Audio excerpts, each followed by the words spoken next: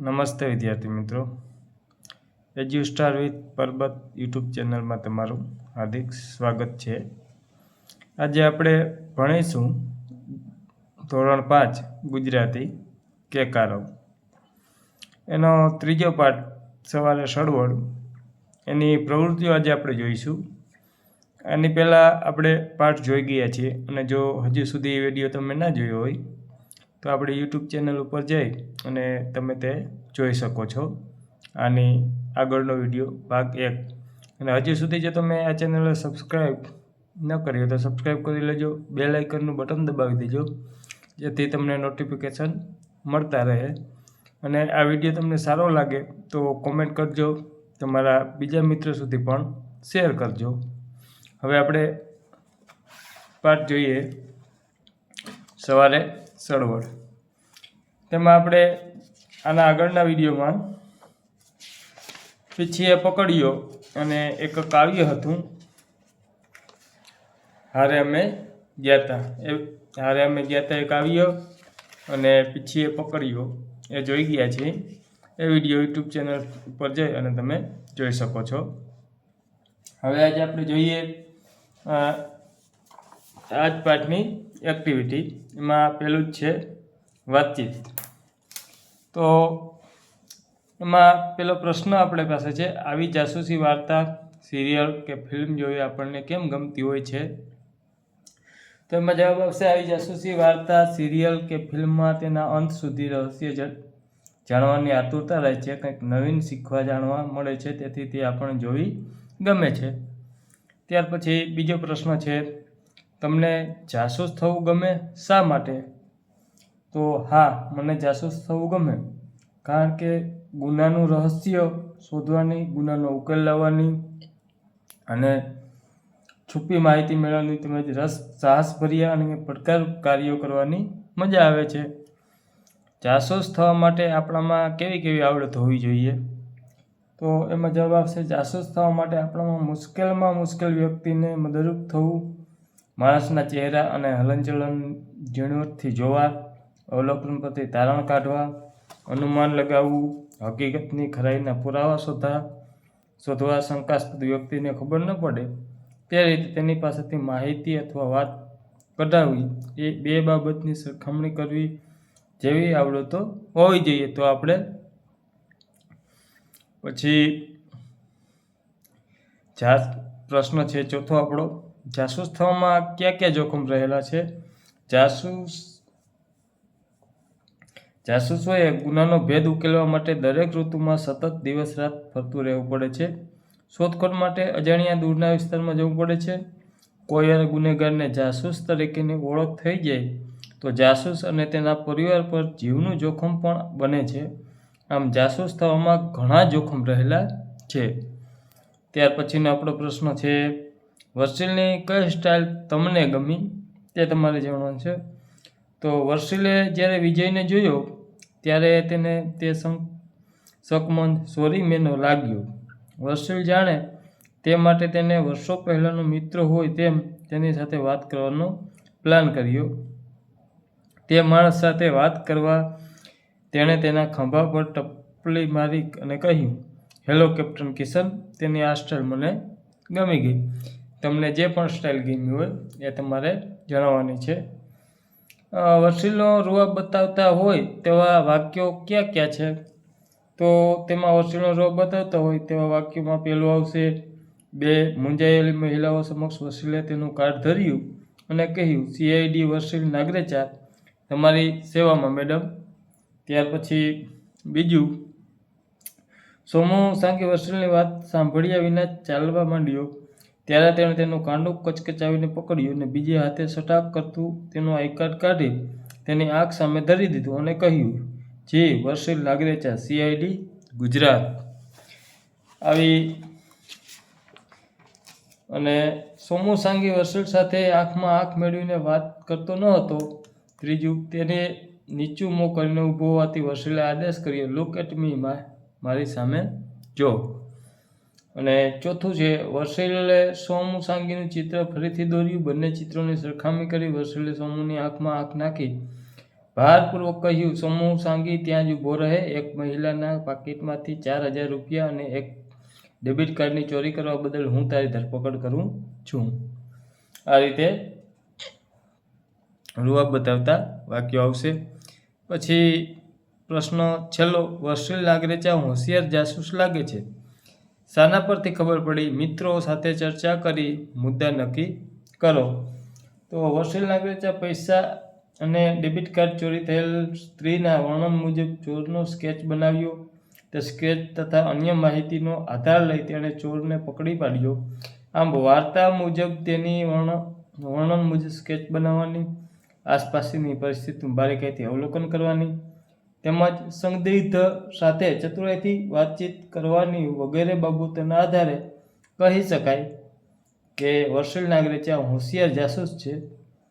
આ જ પ્રમાણે વિદ્યાર્થીઓએ મિત્રો સાથે ચર્ચા કરી મુદ્દા નક્કી કરવાના રહેશે.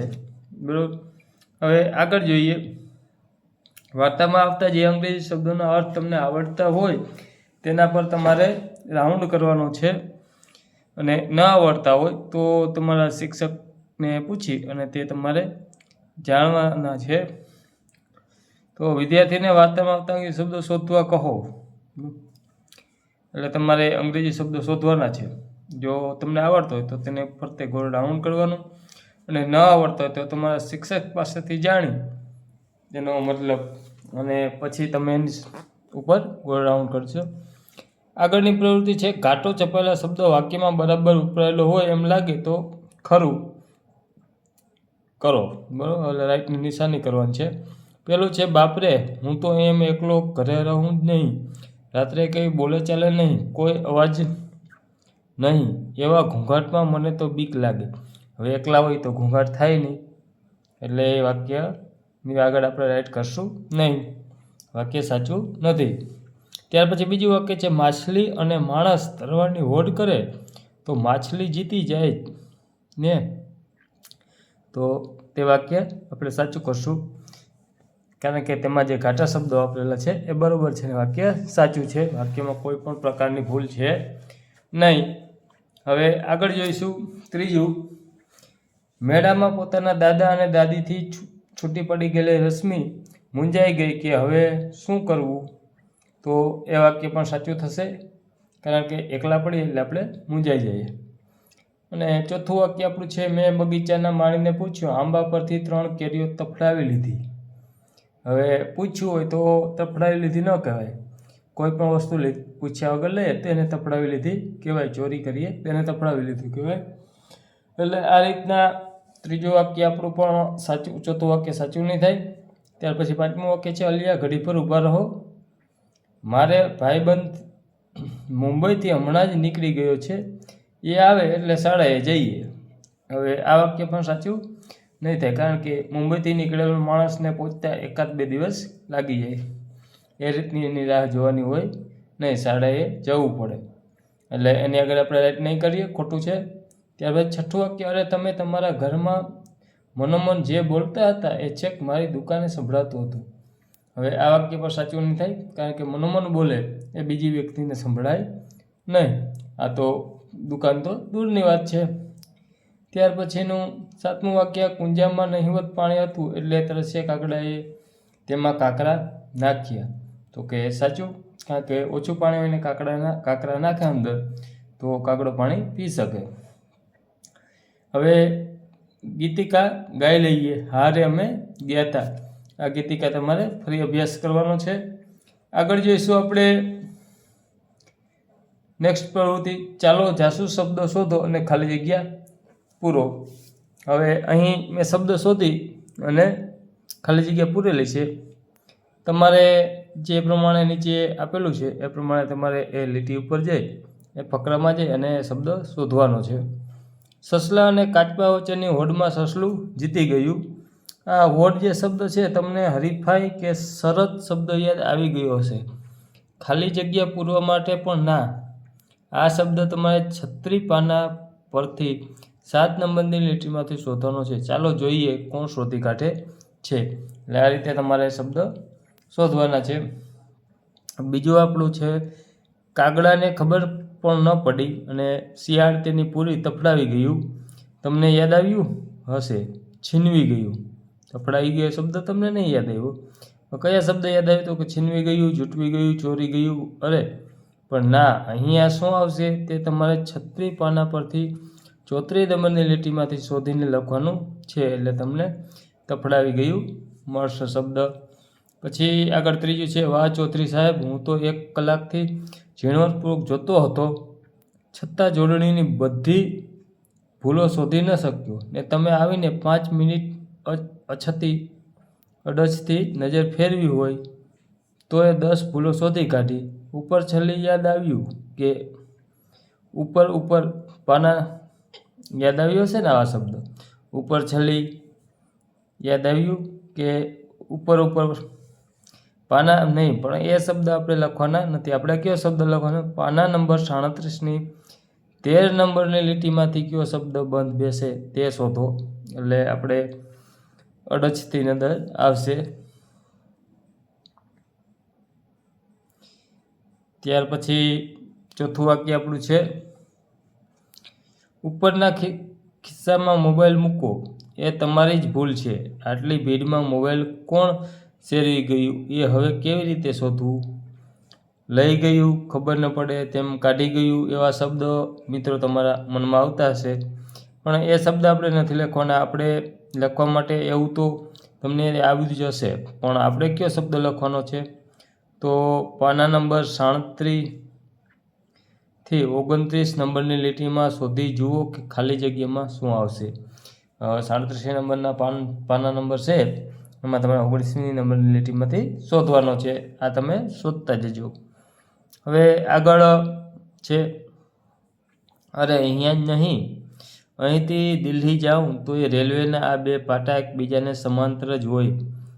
એ જો એકબીજાને સમાંતર ન હોય તો તેના પર ટ્રેન દોડે જ નહીં ને. સરખા અંતરે હે ને? ના.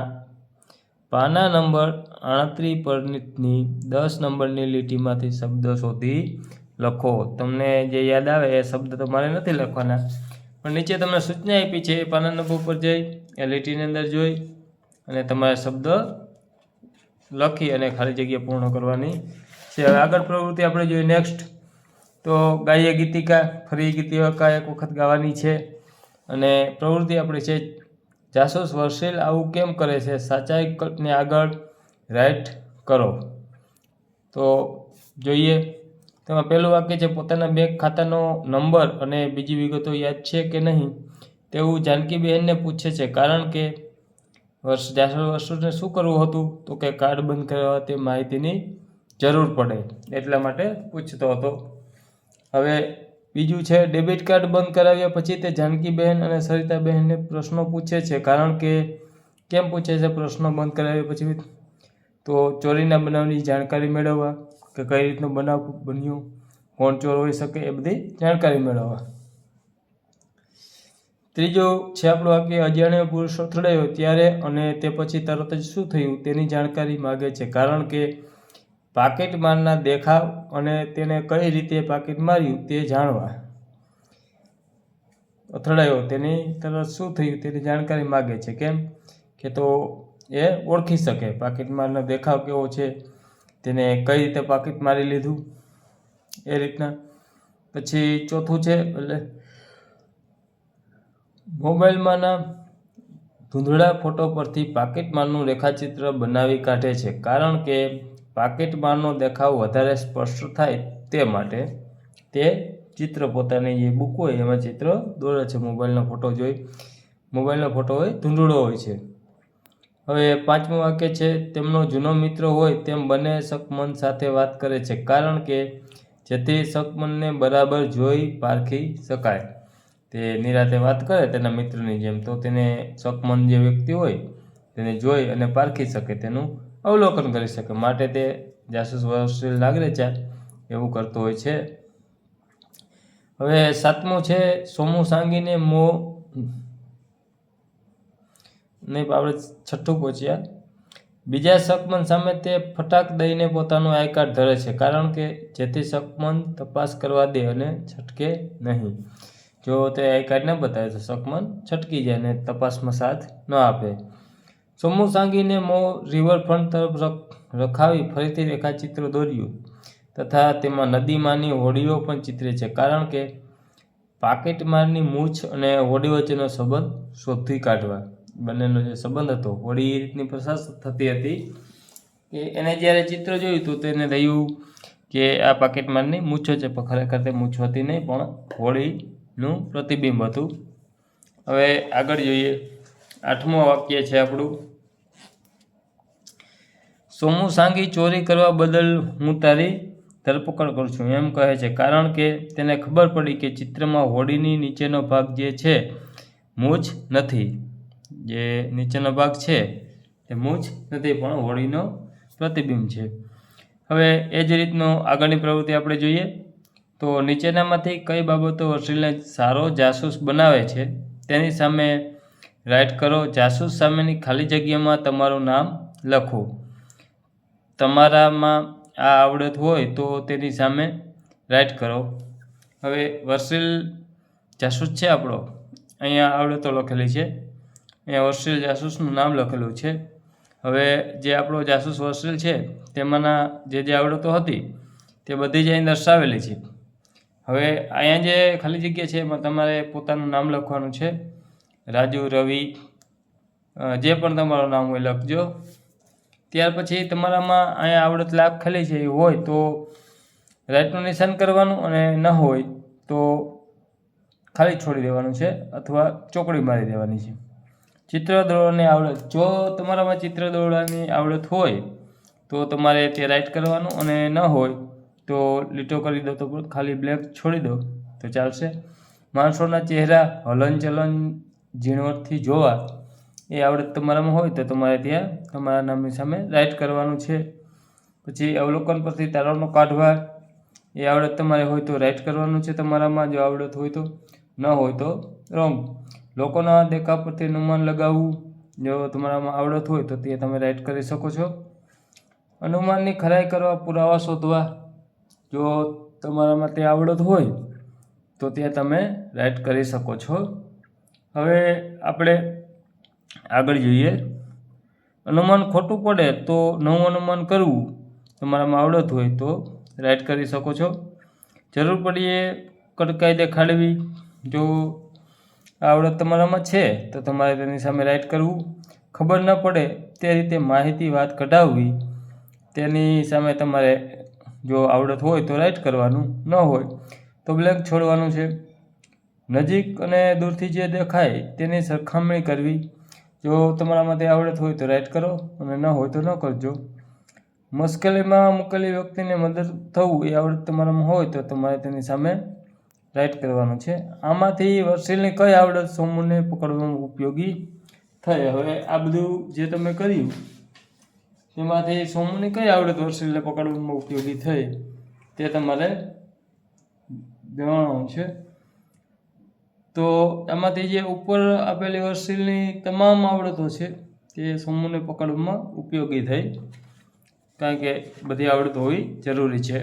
હવે એક્ટિવિટી આપણે આગળ જોઈએ. Next activity. તો નેક્સ્ટ એક્ટિવિટીમાં શું આપેલું છે તો કે સોમુ સાંગી જ પાકીટમાર છે તેમ સાબિત કરતા મુદ્દા સામે તમારે રાઇટ કરવાનું છે. કે તે જ પાકીટમાર છે તેવું સાબિત કરતું હોય એવો મુદ્દો હોય એની સામે રાઇટ કરવાનું. તો એમાં પહેલો મુદ્દો છે, તેણે ગુલાબી રંગનું ઊભી લીટીવાળું શર્ટ પહેરેલો, તો કે રાઇટ, કારણ કે તેને એવો શર્ટ પહેર્યો હતો. બીજો મુદ્દો છે, તેને આગળથી ટાલ પાછળ વાળ લાંબા હતા, તો રાઇટ, આ મુદ્દો પણ સાચો છે. ત્રીજું છે, વર્ષીલ વાત કરવા ગયો તો તેણે તેની સાથે મોજથી વાત કરી, તો વાત મોજથી ન કરી પણ તે તેથી છટકવા માગતો હતો. ચોથો મુદ્દો છે, તે વર્ષીલને આંખમાં આંખ નાખીને વાત કરતો હતો નહીં, તે નીચે જોઈને વાત કરતો હતો. પાંચમું છે, તેના પાકીટમાં બધું જ વ્યવસ્થિત ગોઠવેલું હતું, તો એ મુદ્દો પણ રાઇટ નહીં થાય, ખોટો છે, કારણ કે તેની પાકીટમાં અમુક નોટો વ્યવસ્થિત ગોઠવેલી હતી, પરંતુ જે ચોરેલી નોટો હતી 8-500ની તે વ્યવસ્થિત હતી નહીં, તે ઉલટા સુલટી હતી. હવે છઠ્ઠું છે, તેના ખિસ્સામાં મૂછ હતી, તો કે ના, તેના ખિસ્સામાં મૂછ નથી પણ ચાવીનો ગુચ્છો હતો. અને 7મો મુદ્દો છે, તેની પાસે બહેનનું ડેબિટ કાર્ડ હતું તો તે પણ ખોટો છે, કારણ કે તેની પાસે ડેબિટ કાર્ડ મળેલું હતું નહીં. હવે આગળનો આપણે 8મો મુદ્દો જોઈએ.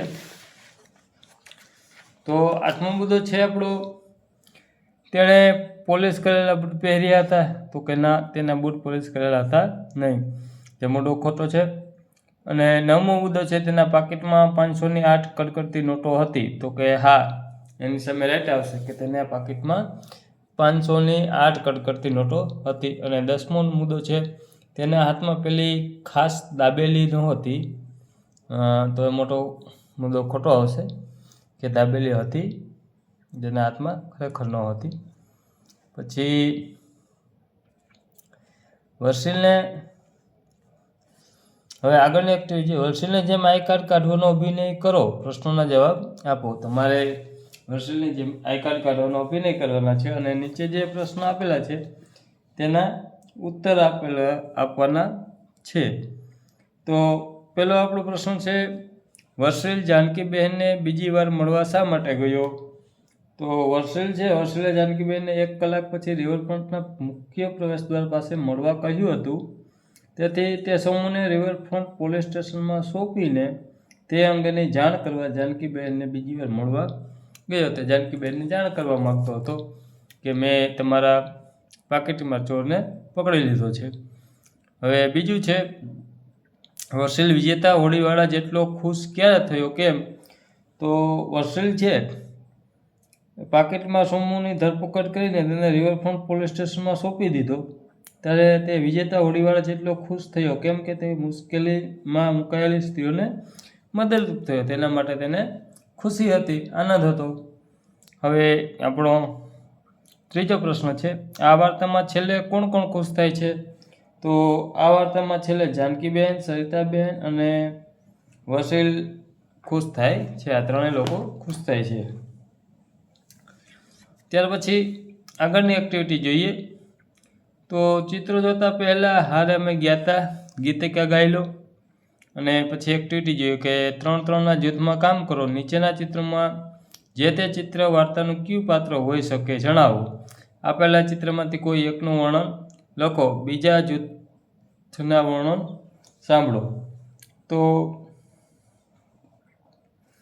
પહેલું છે ચિત્ર, તે એક પુરુષનું છે, ગુલાબી શર્ટ છે. બીજું સ્ત્રીનું ચિત્ર છે અને ત્રીજું ચિત્ર છે એ પણ એક સ્ત્રીનું છે, પરંતુ એ કેવા ડ્રેસમાં છે? તો કોઈ પોલીસના ડ્રેસમાં છે. ચોથું ચિત્ર છે એ વ્યક્તિ પણ સેમ જ દેખાય છે, તેને પણ ગુલાબી શર્ટ પહેર્યો છે અને તેના શર્ટમાં લાઇનિંગ છે. પણ પેલું ચિત્ર સોમુ સાંગી લાગે છે, કારણ કે તે અપ્યુડેટ તૈયાર થયેલો આપણે જે વર્ણન બતાવેલું છે આપણા પાઠની અંદર અને મળતું આવે છે, કમ્પ્લીટ તૈયાર થયેલો છે, ઇસ્ત્રી રેડ કપડાં છે અને વ્યવસ્થિત માણસો એવો લાગે છે, પરંતુ ખરેખર તે દેખાય અલગ અને લાગે પણ અલગ છે. અને બીજું જે ચિત્ર છે તેને જોતાં આપણે એવું લાગે કે આપણા પાઠની અંદરથી વર્ણન જોઈએ તો જાનકીબહેનનું હોય એવું લાગે છે.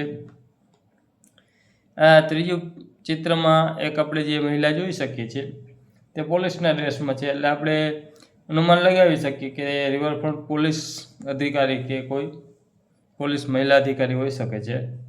અને જે આપણું ચોથું ચિત્ર છે તે વિજય ટંડેલ હોઈ શકે, જે હોડીની હરીફાઈમાં પોતાની ટીમ સાથે ભાગ લેવા આવ્યો હતો.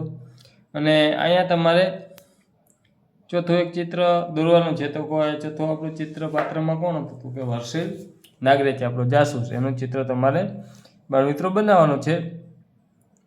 અહીંયા લખેલું છે છેલ્લા ખાનામાં વર્ષિલનું ચિત્ર દોરો.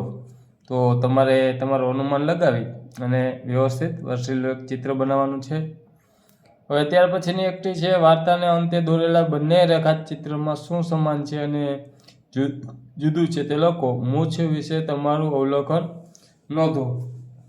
તો જે આપણે આપેલું છે તો તેમાં શું બાબતો છે? તો બંનેમાં જે બાબતો સમાન છે તે અહીં આપણે લખી છે. નદી કિનારો છે, નદીમાં હોડી તરે છે, નદીને સામે છેડે મકાનો છે પુરુષ પીઠ દેખાય તેમ ઊભો છે. પુરુષને આગળના ભાગે ટાલ અને પાછળના લાંબા વાળ છે. એ રીતની બંને ચિત્રમાં સમાનતા છે. અને બંને ચિત્રમાં શું જુદું એટલે કે તફાવત શું છે, તો ડાબી બાજુ આપણે ચિત્ર જોઈએ, આપણી પાસે બુકમાં ચિત્ર છે, બંને છેલ્લે આપેલા છે બંને, તો તેનું આપણે જોઈએ, અનુમાન લગાવીએ. તો આ ચિત્ર તમારી સામે છે. તો તેમાં તો પાછું જોઈએ તો ડાબી બાજુ સૌથી ઊંચું મકાન છે. ડાબી બાજુ સૌથી ઊંચું મકાન છે. જમણી બાજુ સૌથી ઊંચું, આ ચિત્રમાં જમણી બાજુ સૌથી ઊંચું મકાન છે. અને પહેલા ચિત્રમાં આપણે 3 હોડી જોઈ શકીએ છીએ અને બીજા ચિત્રમાં આપણે 2 હોડી જોઈ શકીએ છીએ. અને પહેલા ચિત્રમાં પુરુષને મૂછ જણાતી નથી, જ્યારે બીજું ચિત્ર છે તેમાં પુરુષને મૂછ હોય એવું જણાય છે. આ સંચાર તફાવત આપણે ચિત્રની અંદર જોઈ શકીએ છીએ. હવે આગળ આપણે એક્ટિવિટી વધારીએ કે આપેલા એક્ટિવિટી આગળની નેક્સ્ટ જોઈએ. તો આપેલા વાક્યમાં જો આ ક્રિયા અગાઉ થઈ ગયેલી હોય તો ડાબી બાજુ તમારે તીરનું એરો મારવાનું છે, તીરનું નિશાન લગાવવાનું છે. હાલમાં ક્રિયા ચાલી રહી હોય તો તમારે ઊભી લાઈન દોરવાની છે. અને જો ક્રિયા હવે પછી થવાની હોય તો તમારે જમણી બાજુ એટલે કે આ નિશાન કરો, એટલે જમણી બાજુ તમારે એરોનું નિશાન કરવાનું છે. હવે જોઈએ, અહીંયા ઉદાહરણ આપણું છે, તૃપ્તિએ સફેદ દુપટ્ટો પાથર્યો. તો આ પાથર્યો એટલે પાથરવાની ક્રિયા થઈ ગઈ છે, ક્રિયા પૂર્ણ થઈ ગઈ છે. એટલે તમારે આ રીતનો એરો ડાબી બાજુ લગાવવાનો થશે. અને આગળ આપણે આપણા જોઈએ ઉદાહરણ પછી આપણા વાક્યો. તો પહેલું જે છે તો સ્વામી અમારો જાગશે, હવે જાગશે, અત્યારે જાગતા નથી, તો તે જમણી બાજુ એરો મારશું. બીજું વાક્ય છે મને પણ જાદુ આવડી જશે. તો અત્યારે જાદુ આવડતું નથી પણ હવે ભવિષ્યમાં આવડશે, એટલે ક્રિયા થવાની છે, તો આપણે જમણી બાજુ એરો લગાવશું. ત્યાર પછી આપણે જોઈએ ત્રીજું વાક્ય. તો આપણું ત્રીજું વાક્ય છે હવે હું વરસાદ સાથે રમવાનો છું. હવે હું રમીશ, કારણ કે રમી લીધું નથી, રમતો પણ નથી, હવે રમીશ ક્રિયા થવાની છે, એટલે જમણી બાજુ. ચોથું તે કૂદે છે નાજુક ને નમણા હરણા. તો આ ક્રિયા ચાલી રહી છે, તો જ્યાં આપણે ઊભો લીટો દોરીશું. પછી પાંચમું વાક્ય છે ફરતી મૂછ ઉગી એક, એટલે ક્રિયા પૂર્ણ થઈ ગઈ છે મૂછ ઉગવાની, એટલે આપણે ડાબી બાજુ એરો લગાવશું. પછી છઠ્ઠું વાક્ય આપણું છે પછી જગમગ જગમગ થતા સૂરજ દાદા આવ્યા. તો ક્રિયા પૂર્ણ થઈ ગઈ છે, સૂરજ દાદા આવી ગયા છે, તો આપણે ડાબી બાજુ એરો લગાવશું. સાતમું વાક્ય છે તલિકા તડકો વાળવા સાવરણી લઈને આવી હતી. તો આવી હતી એટલે ક્રિયા પૂર્ણ થઈ ગઈ, એટલે આપણે ડાબી બાજુ એરો લગાવશું.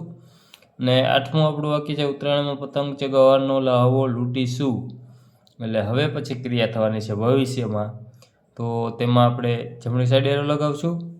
નવમું છે થોડા થોડા સસલા તમે ક્યાં ગયા હતા. તો ક્યાં ગયા હતા એટલે ક્રિયા પૂર્ણ થઈ ગઈ છે, એટલે આ વાક્ય ભૂતકાળનું છે, એટલે આપણે ડાબી બાજુ એરો લગાવશું. ત્યાર પછી 10મું છે બોધરાજ મોટો થઈને પક્ષી નિષ્ણાત બનશે. તો ક્રિયા ભવિષ્યમાં થવાની છે, ભવિષ્યકાળનું વાક્ય છે, તો આપણે જમણી સાઈડ એરો લગાવશું. આ રીતના આપણે એરો લગાવવાના છે. હવે આગળ જોઈએ જોડીમાં કામ કરો, એકબીજાને વાંચી સંભળાવો અને કરેલા શબ્દો પર ધ્યાન આપો. જે શબ્દમાં ચોરસ કરેલું હોય આ રીતે એના પર ધ્યાન આપવાનું છે. ગિરનાર પાવાગઢ કરતાં ઊંચો છે. હવે અહીંયા ગિરનાર અને પાવાગઢની શું કર્યું છે તો કે સરખામણી. ગિરનાર છે પાવાગઢ કરતાં ઊંચો છે, શ્રેષ્ઠ છે. તે ગુજરાતનો સૌથી ઊંચો પર્વત છે. તો ગિરનારને અહીં બધાથી પણ ગુજરાતના બધા પર્વતથી ઊંચો કહ્યો છે, સૌથી શ્રેષ્ઠ કહ્યો છે. તે પણ એક તેનો અર્થમાં વધારો કરે છે. સાબરમતી નદી મહીસાગર કરતાં લાંબી છે. હવે અહીં સાબરમતી અને નદી છે મહીસાગર, તે બંનેની સરખામણી કરી છે, પણ નર્મદા કરતાં ટૂંકી છે.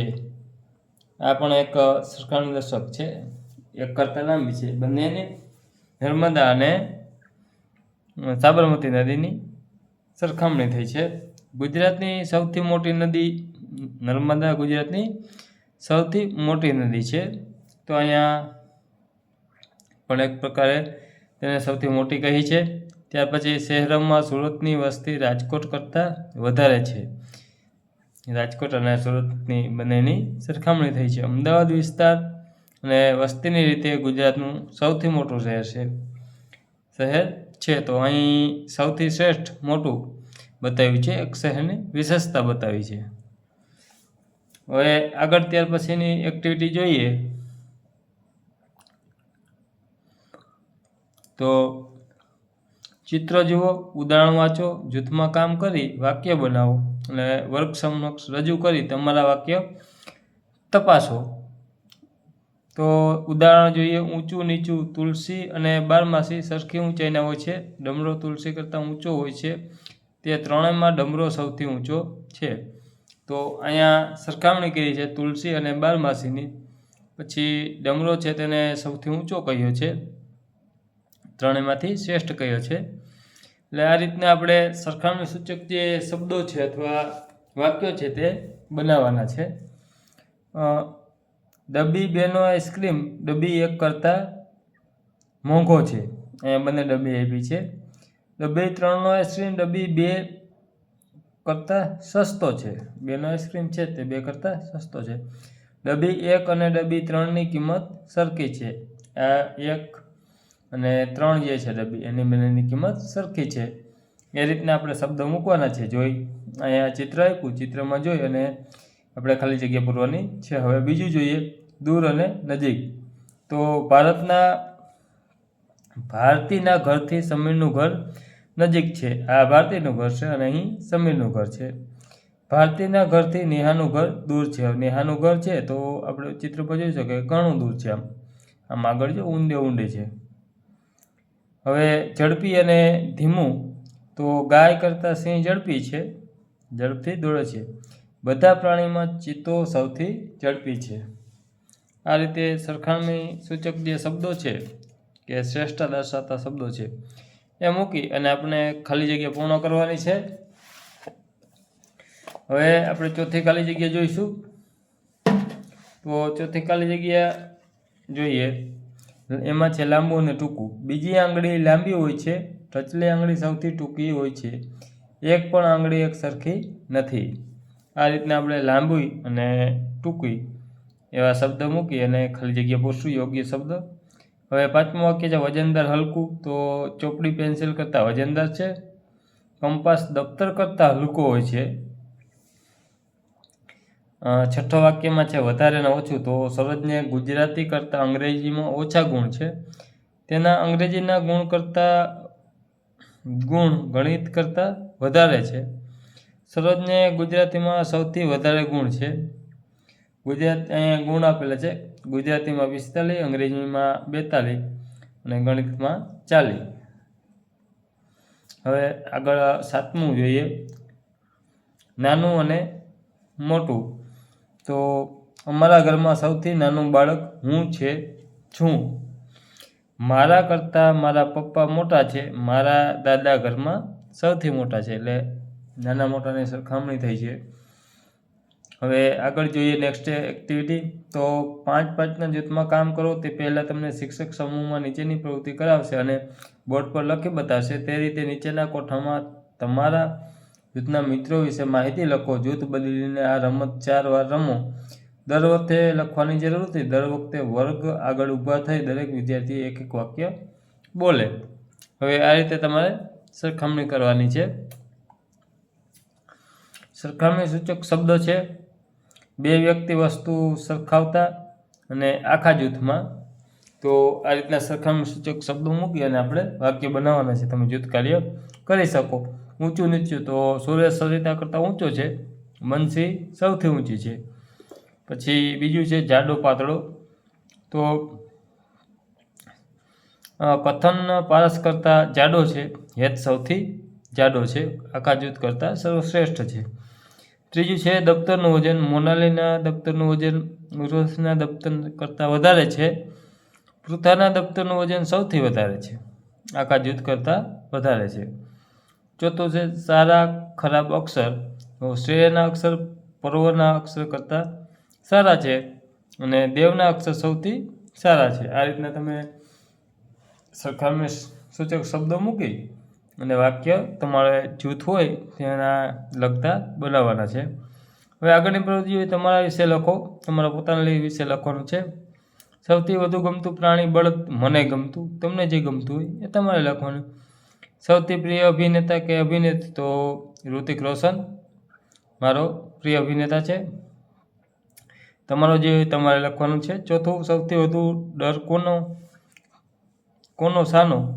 તો મને સાપનો લાગે છે. તમને જે લાગતું હોય તે તમારે લખવાનું છે. ચોથું છે સૌથી વહેલી વ્યક્તિ? તો કે મમ્મી. તમને જે સૌથી વહાલી વ્યક્તિ હોય બાળ મિત્ર, તો તમને તો બધાને મમ્મી જ વહાલી હશે. પાંચમું છે સૌથી અણગમતું કામ? તો વહેલા ઉઠવું તે મારું સૌથી અણગમતું કામ છે. છઠ્ઠું છે સૌથી સરસ આવડતું કામ? તો કે મને ડ્રાઇવિંગ સૌથી સરસ આવડે છે. તમને જે પણ આવડતું હોય તમારે કહેવાનું છે. હવે એ પછીની આગળની નેક્સ્ટ પ્રવૃત્તિ જોઈએ. તો આ પ્રવૃત્તિમાં આપણે શું કરવાનું છે? તો માહિતીને આધારે કહો કે આપેલા વાક્યો સાચા છે કે ખોટા. ઉપર આપણે પહેલાં માહિતી આપી દીધી છે. એને આધારે નીચેના વાક્ય સાચા હોય તો રાઈટ કરવાનું, ખોટા હોય તો રોંગ કરવાનું, ચોકડી મારી દેવાની. સલમા પાસે 20, સિલ્વિયા પાસે 50 અને જોરાવર પાસે 35 રૂપિયા છે. તો હવે વાક્યો આપણે જોઈએ એના આધારે માહિતી. તો સિલ્વિયા પાસે સૌથી વધારે રૂપિયા છે, તો કે સાચું. પછી સલમા પાસે સૌથી ઓછા રૂપિયા છે, તો પણ સાચું. જોરાવર પાસે સલમા કરતાં ઓછા રૂપિયા છે, તો તે ખોટું થશે, કારણ કે જોરાવર પાસે 35 રૂપિયા છે અને સલમા પાસે 20 રૂપિયા છે. એક ગ્લાસ શરબતમાં પગનાએ 1 ચમચી, જીજ્ઞાએ 4 ચમચી અને સંજ્ઞાએ 2 ચમચી ખાંડ નાખી. હવે તેના વાક્ય જોઈએ. પગનાનો શરબત માપસરનો ગળ્યો થશે? તો કે નહીં થાય, તેને 1 ચમચી જ ખાંડ નાખેલી છે. જીજ્ઞાનો શરબત ફીકો મોળો હશે? તો કે નહીં, તે વાક્ય ખોટું છે. જીજ્ઞાનો જે શરબત છે 4 ચમચી નાખી એટલે એનો શરબત ગળ્યો વધારે હશે. સંજ્ઞાનો શરબત માફકસરનો ગળ્યો બનશે? તો કે સાચું, કારણ કે તેને મીડિયમ ખાંડ એટલે 2 ચમચી નાખી છે. સંજ્ઞાનો શરબત સૌથી ગળ્યો હશે? તો ખોટું છે, સંજ્ઞાનો નહીં પણ જીજ્ઞાનો શરબત સૌથી ગળ્યો હશે, કારણ કે માહિતી બધી આપણે અહીંયા આપેલી છે. ત્યાર પછી આપણે જોઈએ મયુરને 10 વાક્ય લખતા 10 મિનિટ થાય છે, જ્યારે અલ્પેશને 8 મિનિટ અને ઈવાને 9 મિનિટ. તો હવે આગળ તેની માહિતીને આધારે વાક્ય જોઈએ. લખવામાં ઈવા સૌથી ઝડપી છે? ખોટું, કે લખવામાં ઈવા ઝડપી નથી પણ અલ્પેશ છે, કારણ કે તેને 8 મિનિટ થાય, ઈવાને 9 મિનિટ થાય. બીજું, લખવામાં અલ્પેશ સૌથી ધીમો છે? કે તો કે નહીં, અલ્પેશ સૌથી ધીમો નહીં પણ અલ્પેશ સૌથી ઝડપી છે, કારણ કે ઈવાને 9 મિનિટ થાય છે અને મયુરને 10 મિનિટ થાય છે. અલ્પેશ કરતાં ઈવા ઝડપી છે? તો કે ખોટું, એક પણ વાક્ય આપણે આમ સાચું થશે નહીં. હવે આપણે ત્રીજું જોઈએ. તો ભીમ એક સાથે 20, અર્જુન યુધિષ્ઠિર 5 અને નકુલ સહદેવ 2 લાડવા ખાય છે. હવે તેના આધારે આપણે વાક્યો જોઈએ. સાચા છે કે ખોટા? તો પાનમાં સૌથી વધુ લાડવા ભીમ ખાતો હતો? તો સાચું છે, કારણ કે તે એકલો 20 ખાતો હતો. અર્જુન કરતાં સહદેવ વધારે લાડવા ખાતો? ખોટું છે, અર્જુન કરતાં સહદેવ વધારે લાડવા ન ખાતો, તે 2 જ લાડવા ખાતો.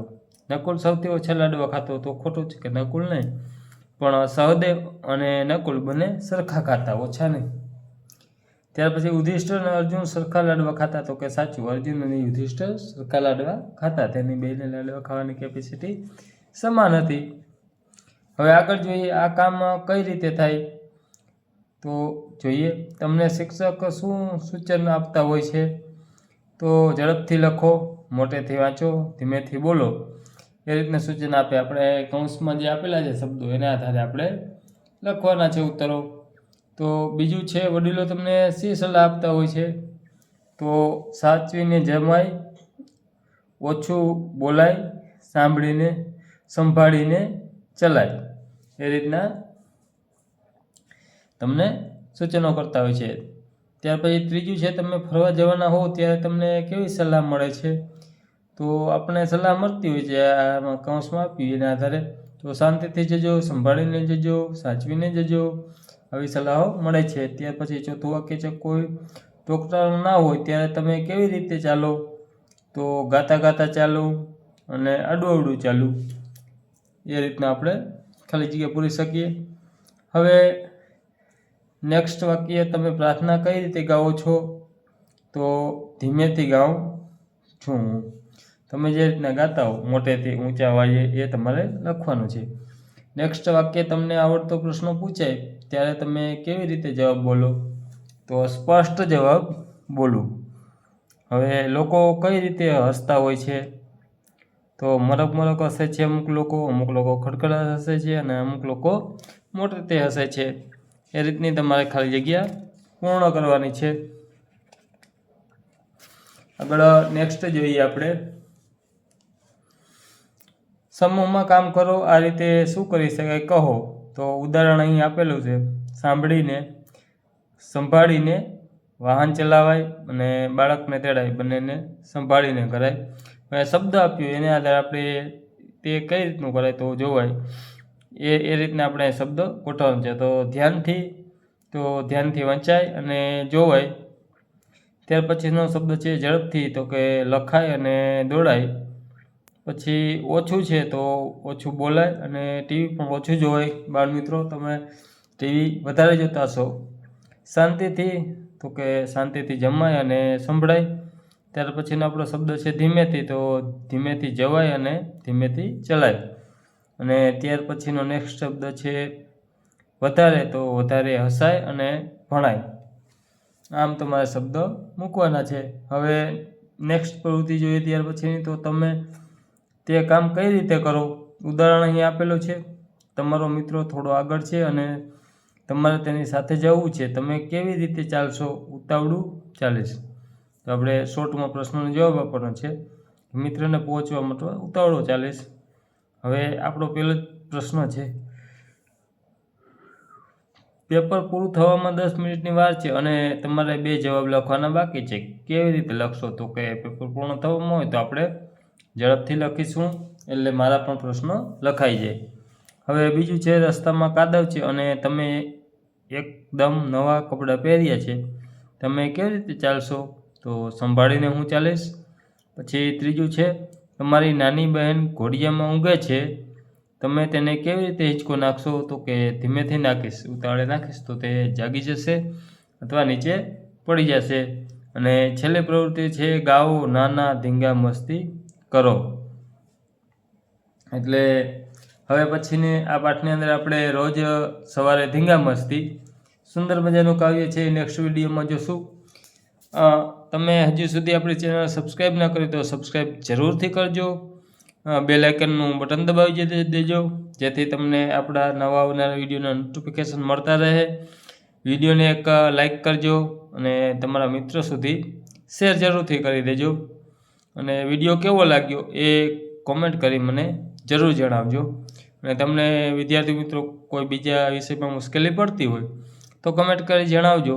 તે વિષય વિશેના આપણે વિડીયો બનાવશું. તમને ગણિત, ઇંગ્લિશ જે પણ વિષયમાં ઓછું આવડતું હોય અને તમારે શીખવાની ઈચ્છા હોય તો મને કોમેન્ટમાં જણાવજો. એટલે એ રીતના હું વિડીયો તમને બનાવી આપીશ. આ વિડીયો પૂરો જોવા બદલ તમારા બધાનો ખૂબ ખૂબ આભાર. હવે આપણે ફરી મળીશું નેક્સ્ટ વિડીયોમાં. ત્યાં સુધી બધા જ મિત્રો આવજો.